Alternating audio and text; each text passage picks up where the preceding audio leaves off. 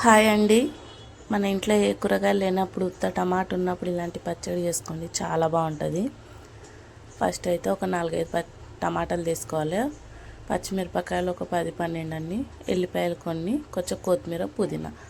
కడాయి పెట్టుకొని నూనె వేసుకొని అందులో పచ్చిమిర్చి వేసి ఫస్ట్ వేయించుకోవాలి. వేయించుకున్నాక ఈ టమాటాలు అందులోనే వేసుకొని వేయింపేసుకోవాలి. అందులో కొంచెం జీలకర్ర, కొంచెం పసుపు వేసుకోవాలి, కొంచెం సాల్ట్ వేసుకోవాలి. వేసుకున్నాక కొత్తిమీర, పుదీనా, ఎల్లిపాయలు వేసుకొని మూత పెట్టుకొని ఒక 10 నిమిషాలు మగ్గబెట్టుకోవాలి. మంచిగా మెత్తగా అయిపోయిన టమాటా అన్నప్పుడు తీసి కొంచెం చల్లారినాక మిక్సీకి వేసుకోవాలి. మిక్సీ పట్టేసుకొని తాలింపు వేసుకోకపోయినా బాగుంటుంది, కాకపోతే నేను తాలింపు వేసాను. కొంచెం తాలింపు వేసి కొంచెం ఆయిల్ వేసుకొని కొంచెం ఆవాలు జీలకర్ర వేసుకున్నామంటే చాలు, చాలా బాగుంటుంది. నోరు సప్పబడ్డప్పుడు కూడా టేస్ట్ అయితే చాలా బాగుంటుంది ఇలాంటివి చేసుకుంటే.